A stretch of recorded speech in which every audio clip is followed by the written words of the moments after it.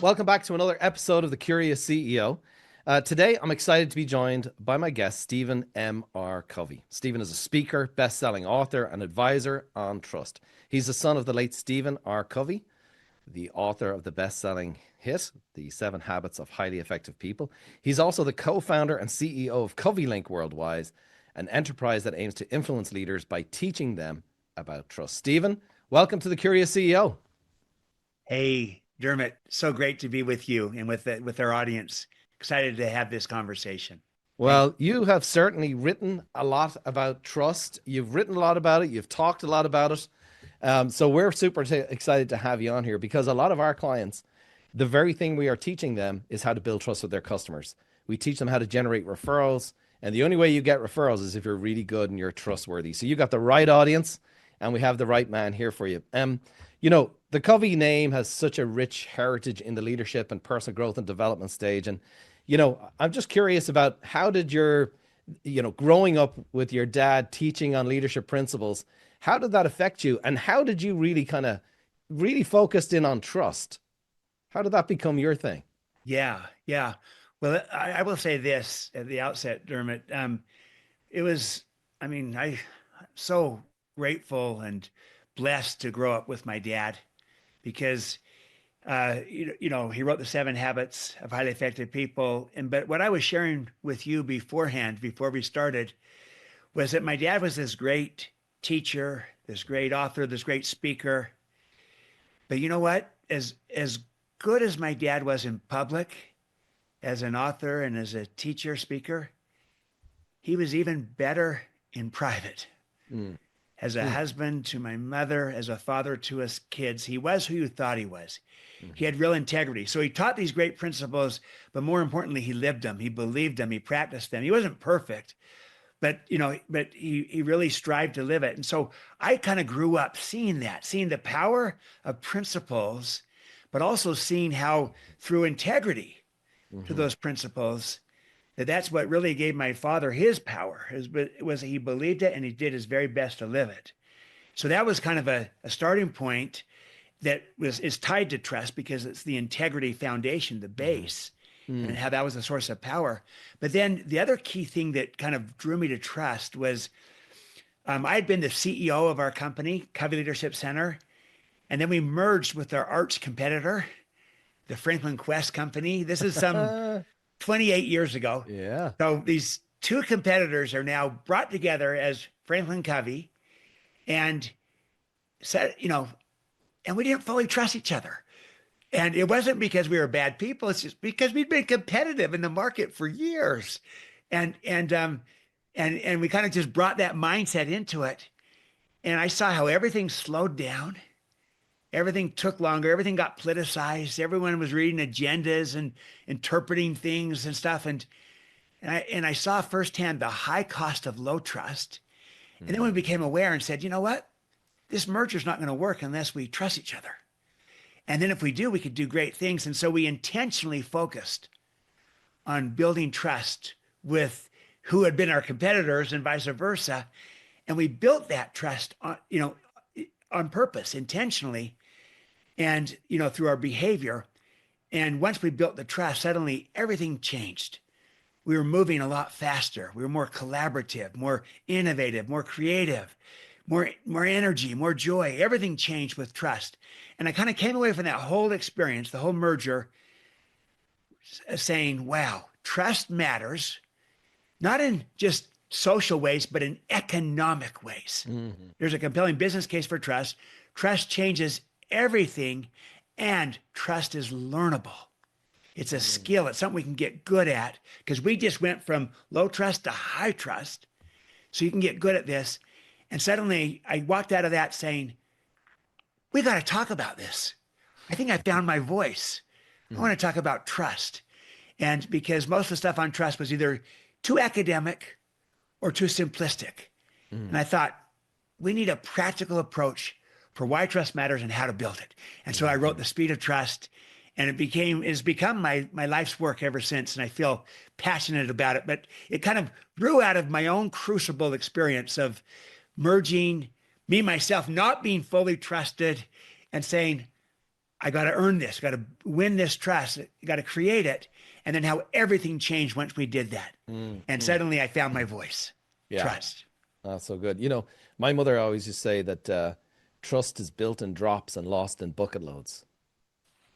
And for organizations, I think sometimes it just gets so fast, whether they're competitors or you're moving so fast, you forget to communicate, whether it's a relationship, whether it's in a business. When you work with leaders, what do you see are the things that break trust or lose trust with people that you hone in on? Yeah.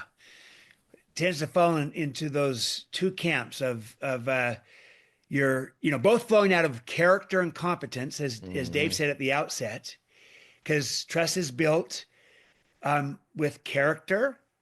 Trust is built with competence. Hmm. And character is your integrity, but also your intent that you're seeking mutual benefit. So where you can lose trust quickly is if there's any violation on the integrity side, Hmm. so that you're not honest and you're not ethical, that you'll lose trust exceptionally fast that way on the character side, the lack of integrity, but Hmm. also on the character side is your intent, your motive. Are you seeking mutual benefit? In Seven Habits, my father called that win-win. As Hmm. we work with clients, with customers, it's got to be win-win to be Hmm. interdependent. If it's win-lose, then you might get the deal, but if you get the deal and then lose the trust, you're not going to get any referral business. They're probably going to be bad mouthing you out there. It's going to come back and hurt you, hurt your reputation, your brand. But if you get the deal and build a relationship of trust because your intent is one of mutual benefit, yeah, I want to win, of course, but I want you to win too, as much as I do my own. That mutual benefit intent, that agenda builds trust. What will destroy the trust is if you're self-serving and it's I, Hmm. me, mine, and not a concern for the other party, Hmm. the other person. Hmm. So your integrity and your intent is vital to building trust. And when you see a breach in integrity or a breach in intent where it becomes self-serving instead of mutual benefit, Hmm. then that will cause you to lose trust. But you could also lose it on the competence side if you're not current or relevant. Maybe you were relevant before, but the world's changing and you haven't learned and grown with it and changed with it. You could fall behind, lose your relevance. That could cause people to lose trust in you. And then finally, it's your results, Hmm. your performance, your track record of results that you do what you say you're going to do, and you have a reputation for that you deliver, you come through. Because someone could be honest and caring, but not able to deliver. Hmm. So with Hmm. such a person, I might trust them to watch my home if I went on a vacation because they're honest and caring, but I'm not going to trust them on the key project, the key Yeah. client, the key deliverable if they don't have a track record of performing, of delivering, of Hmm. coming through. So I need to see both the character side, integrity and intent, and the competence side, which is our capabilities and our results. And when you have all four of those dimensions, integrity, intent, capabilities, and results, upon that, you can build trust exceptionally fast. But you also lose it on those same four dimensions. Mm-hmm. As you're saying that, like you're saying, if it's self-serving, you're in trouble, right? Especially if you're in the service business. Like most of our clients, Yeah, we're serving our customers, but as a leader, you're also serving others, aren't you? always. As a leader, that's the idea is that you're literally trying to put service above self interest Hmm. because Hmm. that's the essence of great stewardship and leadership. And leadership is stewardship. Yeah. And so we have a responsibility. So it's not just about position, it's your influence. It's Hmm. and it's not about rights, it's about responsibilities as a leader. And Hmm. that responsibility is to serve, Yeah. to add Yeah. value, and to make a difference. And your intent matters in that. And when you care about those that you're serving and leading, and they Hmm. know and feel that you care, they tend to trust you. Hmm. If they don't, if they don't think you care or Yeah. feel that you care, they often withhold the trust. And if you're not serving, but instead are self-serving, they withhold the trust.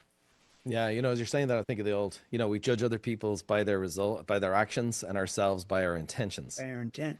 How do we, we're a coaching company. So a lot of times we're helping people do stuff that they've told us that they want to do. Yeah. I talk about my assistant, the wonderful Kristen Davis. I said the only problem with her is she actually believes that I intend to do everything that I told her I was going to do. So I have in my world a lot of help, and a lot of our clients, they sign up for coaching because, for me, it's self-awareness. I want to know when, hey, you said you were going to do this and you didn't do it. Okay, a lot of times to me, that's like, that wasn't my intention. I just forgot. Yeah. I forgot to. I got busy. I got distracted.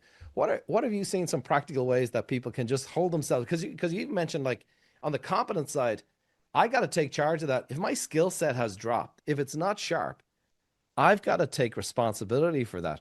What are the mechanisms that you've seen that work well for leaders to put the things in place so that they can follow through on, having that character, having that competence, having that follow through? Yeah. Yeah.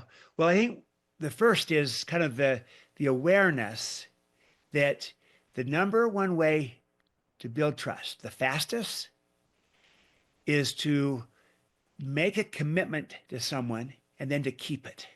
Mm. And then repeat that process. You make another commitment and you keep it. And especially if it's a value added commitment, because then there's even more impact to it. You make a Mm. commitment, you keep it. Make a commitment, keep it. You repeat the process. Make, keep, repeat, make, keep, repeat. You can build trust. You can build it fast that way. But it's also the fastest way to lose trust is if you make a commitment and then don't keep it. You know, you do that twice, you may not have a third time. You may not have a second time. So we become very self-aware that we need to be aware of the commitments that we make, and then we keep them almost at all costs, or at least we communicate when we Mhm. can't. And so that we're very aware of it versus just kind of going out there and over promising and under delivering, and because then people start to say, gosh, can you count on him? Can you count on her? If they just kind of um, cavalierly throw out commitments. So, Mhm. treat a commitment with enormous respect Mhm. that if I'm going to give a commitment, that's my word, that's my reputation, that's my bond.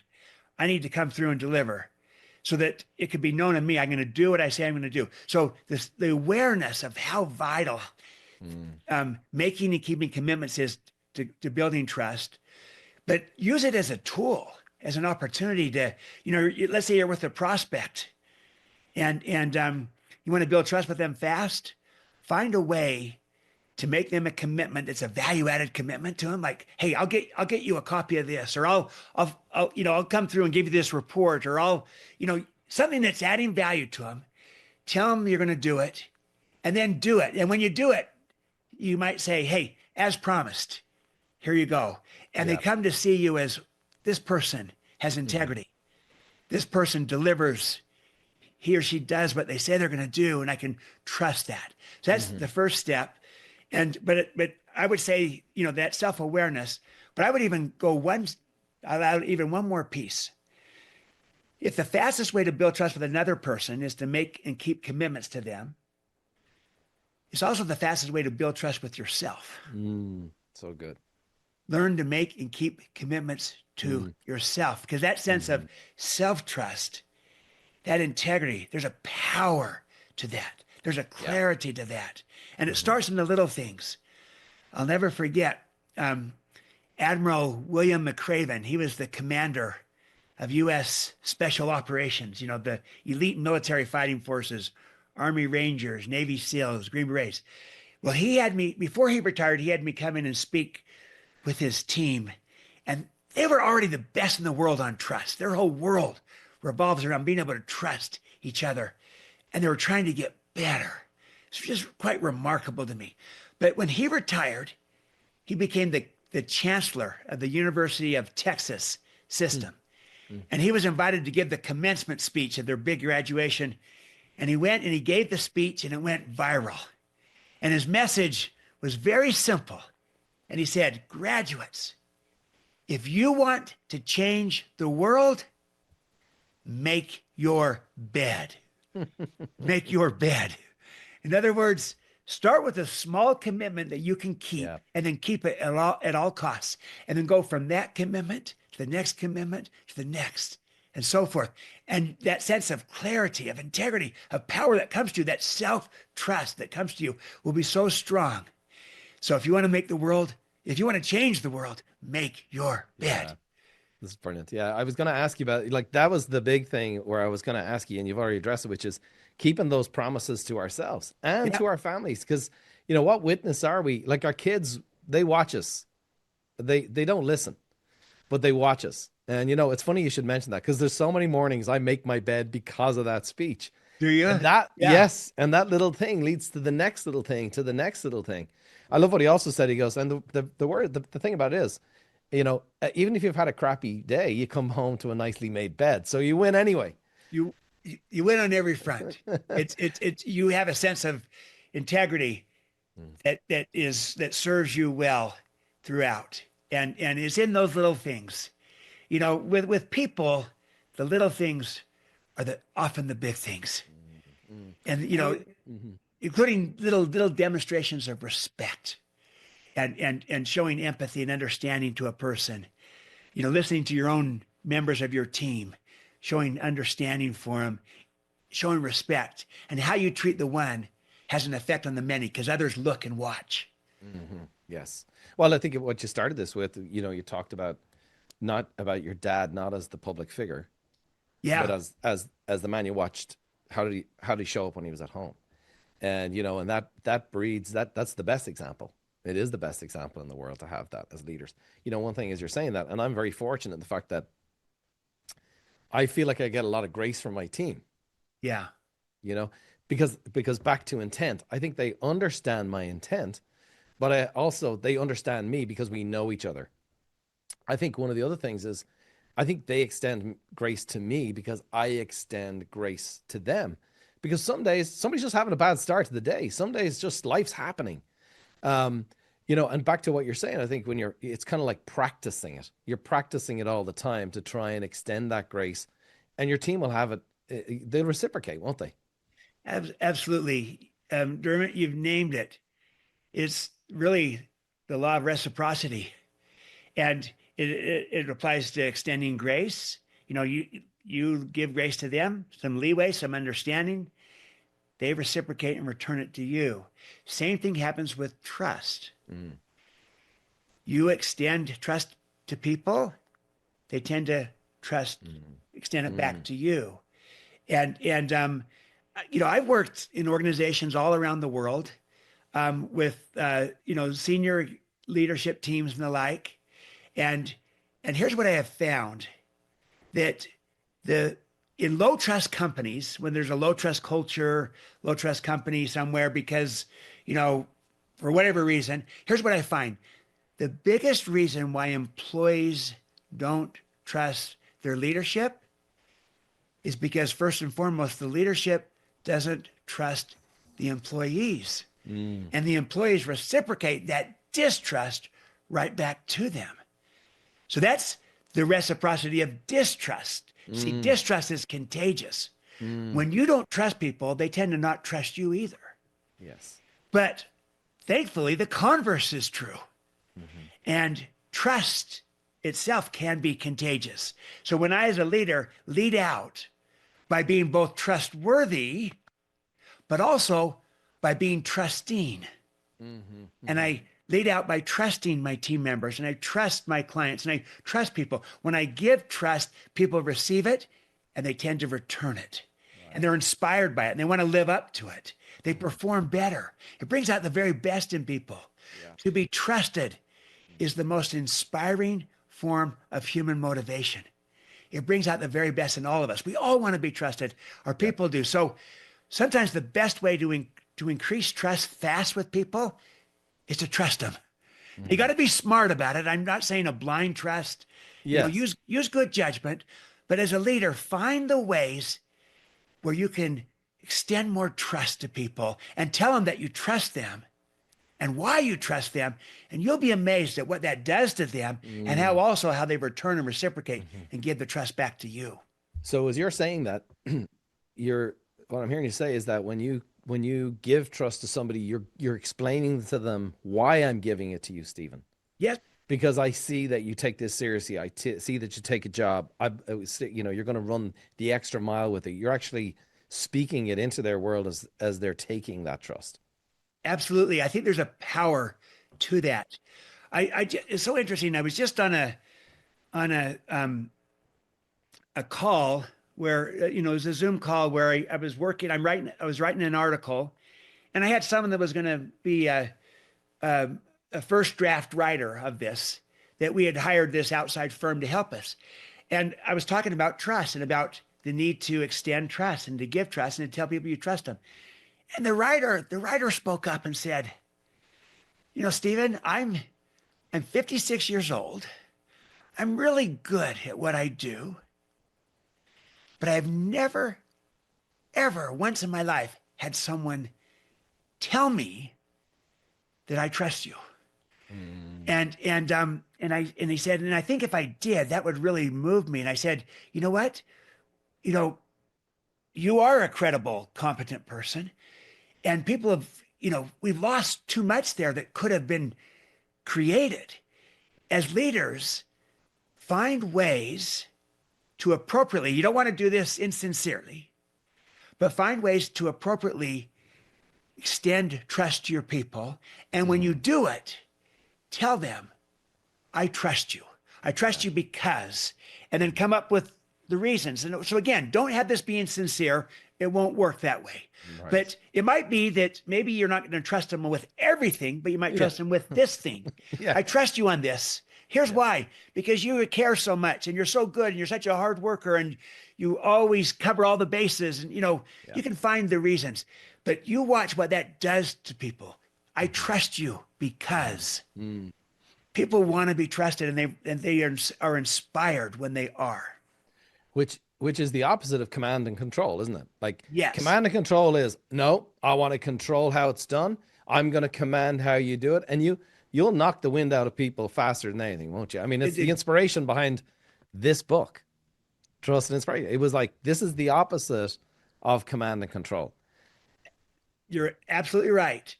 Command and control versus trust and inspire.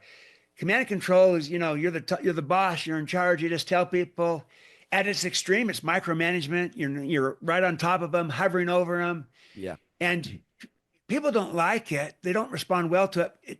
To your point, Dermot, it literally saps the energy and the joy.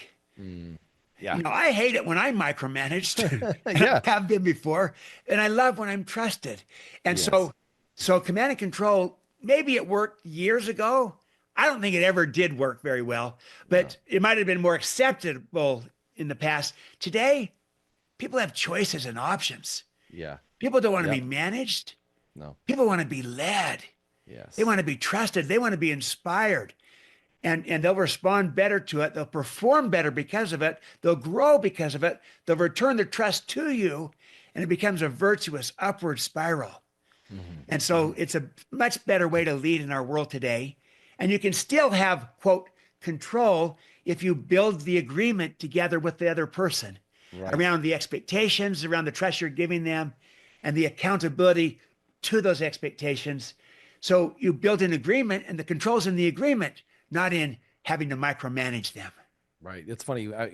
Anytime I interview somebody and they're like, what's the worst environment for you? Micromanagement. I'm like, great, because I'm not a micromanager.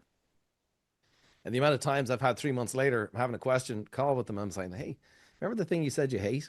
I go, yeah. I go, why are you doing it? I also think there's a correlation between good parenting and good leadership. And you tell a story in here early on in the book about your dad modeling to you, I'm going to trust you with the project. And then how he mentored you through it was fantastic. It's the green and clean story. Can you share that with everybody? Because I think it's just a great example of parenting, modeling how to do it. And it's enough that had a huge impact on you as a kid. Absolutely. I was 7 years old, and my dad gave me the responsibility in a family meeting to take care of the lawn, the yard. We had a lot of lawn and grass in 3 different sections. And this was back in the days before they had automatic sprinklers. And so he said, and what he delegated to me, he empowered me. He said, son, I'm going to train you how to take care of the yard. And I want two outcomes. I want the yard to be green and I want it to be clean, green and clean. And then he trained me how to make it green and clean. He showed me how to turn on the sprinklers and had to manually do it. We had 3 sections of yard. So it was a big job for a 7-year-old boy. And then he taught me that's what green looks like. Here's what clean looks like. We clean up the yard. And he trained me over 2 weeks, gives me this responsibility. And then he turns the job over to me in the middle of the summer. Okay, it's your son. And then I did nothing for like 5 days in a row in the middle of the summer. He turns it over, nothing on Saturday, nothing on Sunday, Monday, Tuesday, Wednesday. And this is the middle of the summer. It's scorching hot. The lawn is turning yellow by the hour almost at this point. It's anything but green. We had a big neighborhood barbecue over the weekend. There's garbage strewn throughout, anything but clean. And my dad was very tempted to just kind of think, maybe he's too young and I just got to kind of tell him what to do, go into command and control. But he didn't. He stayed with the agreement because we had an agreement that every week we would walk around the yard and I would tell him how I'm doing. I judge myself against the standard of green and clean. So we walked the yard and I realized this yard is not green and it's not clean. And I began to break down and I started to cry and I said, Dad, this is just so hard. And he said, well, what's hard, son? You haven't done one single thing yet. But what was hard was me, learning to take responsibility, learning to own this. And so I said, Dad, will you help me? He said, what was our agreement? And I said, well, you told me that you would help me if you had time. That's right. Dad, do you have time? I've got time, son. So I ran to the house and I came out with 2 garbage sacks. I took one and I gave one to my dad. And then I started to direct my dad. Hey, will you go over there and pick up that garbage underneath the barbecue? Because it makes me kind of want to vomit. Could you go do that? He goes, I'm your helper. I'll do whatever you want. It was at that moment that I realized, this is my job. I'm responsible. Look, I'm directing my dad. I own this. He trusts me. I felt trusted. And suddenly I took care of that lawn, that yard, and it was green and it was clean, not only for that summer, but for the next 10 years that followed. And my dad never had to ask me one more time about it. I just took responsibility for it. He treated me according to my potential, not my behavior. And I ultimately lived up to that potential.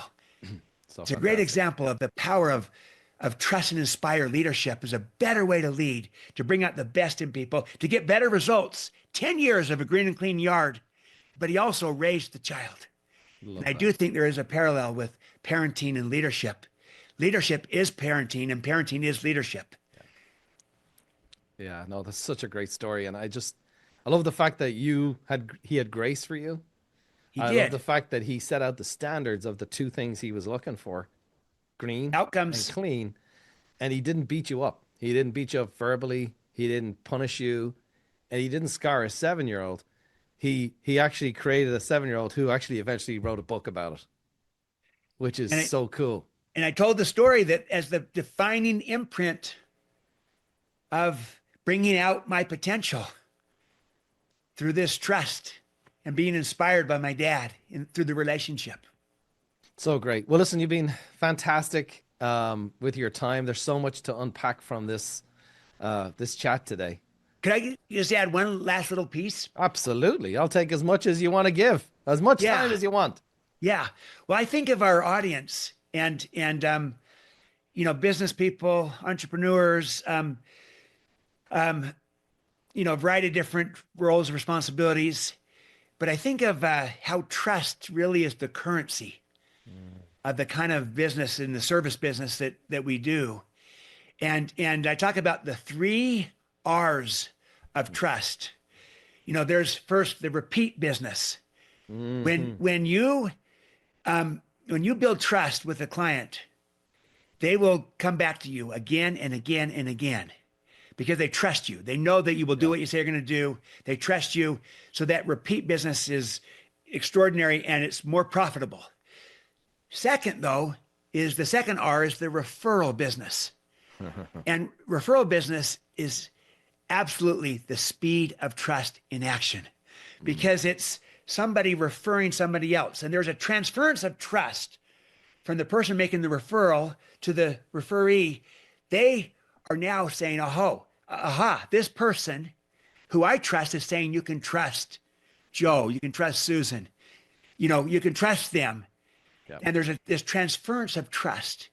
And you get that trust faster with less cost.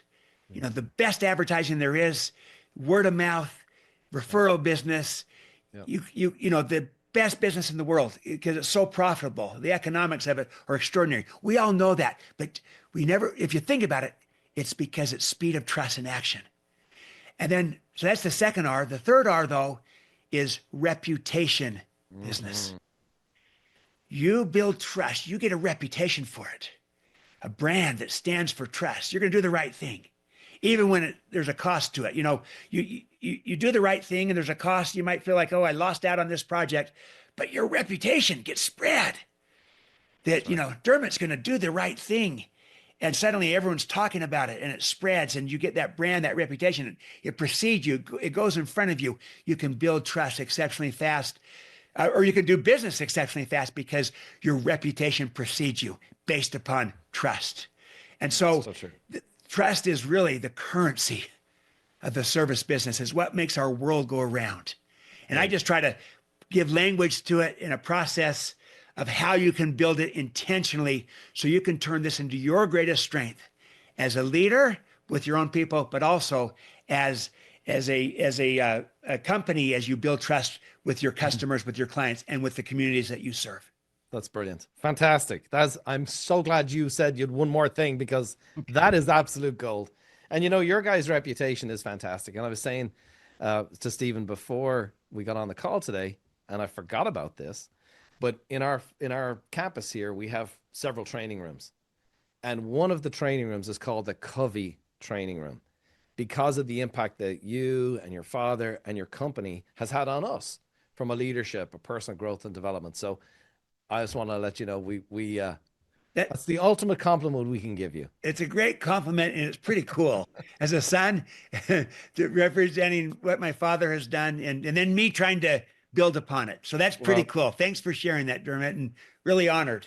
Well, you're doing a fantastic job. And I just want to share with everybody, I would just say, highly encourage you, grab a copy of Speed of Trust, Trust to Inspire, and anything that has the name Covey on it, I would highly encourage you to grab, to read, because it is based in principles, it's based in truth and experience. So grab a copy of that. Stephen, I don't know if you're free. Would you be okay coming backstage and answering some questions from our clients for about 15 minutes? Love to. Let's do it. Awesome. Well, great. Well, listen, thank you so much for this. For those of you listening at home, thank you for joining us for another episode of The Curious CEO. And hope you get a lot out of this call. I hope you go back and watch it several times and pick up a copy of whatever has the name Covey beside it. Until next time, stay curious, my friends. Thank you for joining us on this month's Curious CEO. If you're ready to take your leadership to the next level, maybe it's time for you to work with a Buffini certified leadership coach. Our coaches will help you identify and leverage your natural leadership style, develop a strong organizational culture, improve recruiting and retention, and increase the profitability of your business. And among the benefits of our leadership coaching membership is a backstage pass to the Curious CEO that allows you to ask your questions directly to Dermot and his amazing guests. If you'd like to see if Buffini Leadership Coaching is right for you, schedule your complimentary leadership consultation using the URL on your screen.